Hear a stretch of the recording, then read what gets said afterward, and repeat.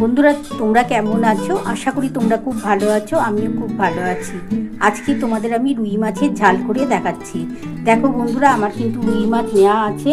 এই যে টমেটো দেবো, এটার মধ্যে থাকবে টমেটো, পেঁয়াজ, ধনেপাতা, কাঁচা লঙ্কা, আদা, রসুন আর কাশ্মীরি লঙ্কার গুঁড়ো অল্প একটু দেবো। আর আমি মশলা কি বাটবো তোমরা দেখে নাও। আমি মশলা বাটবো রসুন, আদা আর এই যে 3টে কাঁচা লঙ্কা আছে, এটা বেটে দেবো। ধনেপাতা বাটবো, টমেটো বাটবো আর পেঁয়াজটা শুধু ভাজবো। চলো বন্ধুরা, আমি মশলাটা বেটে নিই আর এদিকে মাছগুলো একটু ভেজে নিই, তারপর রেসিপিটা শুরু করছি। বন্ধুরা দেখো,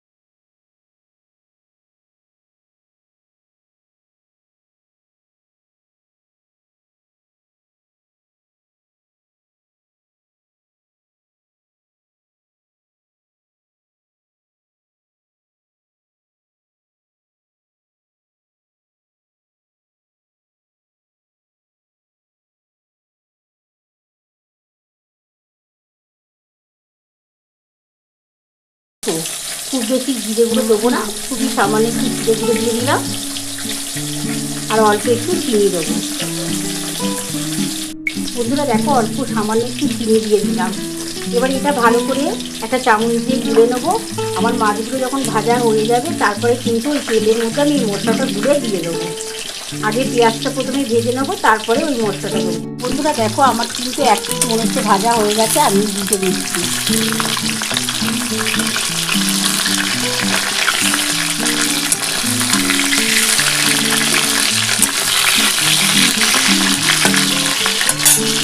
বন্ধুরা দেখো, আমার কিন্তু 2 পিঠ ভাজা হয়ে গেছে। এবার আমি কিন্তু তুলে নিচ্ছি। দেখো, এবার আমি তুলে নিচ্ছি। বন্ধুরা দেখো, আমার কিন্তু 5 পিস মাছ ভাজা হয়ে গেছে, আমি তুলে নিয়েছি। আর এই দেখো বন্ধুরা, আর 4 পিসের মতন বাকি আছে। এটা আমি ভেজে নেবো, ভেজে তুলে নেবো, তারপর কিন্তু আমি রেসিপিটা শুরু করছি। বন্ধুরা দেখো, আমার কিন্তু 1 পিস হয়ে যাচ্ছে, তাই জন্য আমি ভিজে দিয়েছি। এবার মাছটা ভাজা হয়ে যাবে, আর 1 পিস আমি নামিয়ে নিচ্ছি। বন্ধুরা দেখো, আমার কিন্তু রুই মাছটা ভাজা হয়ে গেছে, আমি তুলে নিয়েছি। এবার দেখো বন্ধুরা, এই যে তেলটা আছে, এই তেলের মধ্যে আমি কিন্তু পেঁয়াজ দিয়ে দিচ্ছি। আর কিন্তু তেল দিলাম না।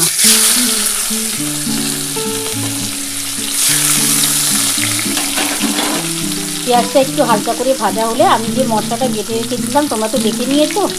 এই যে বন্ধুরা দেখো, দেখে নাও। এই যে মশলার মধ্যে তোমরা তো দেখেই নিয়েছো কী কী দিয়েছি।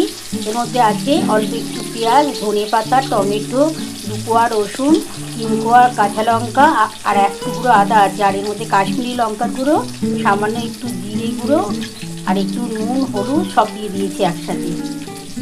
এবার এটা আমি দিয়ে দেবো।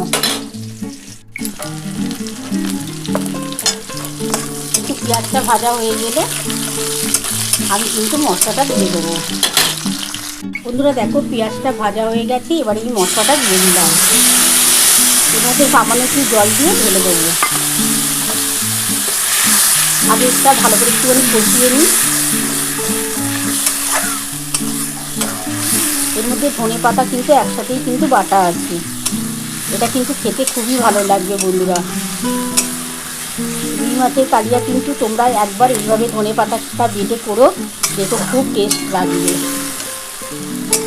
একটু ভালো করে মশলাটা কষানো হয়ে গেলে সামান্য একটু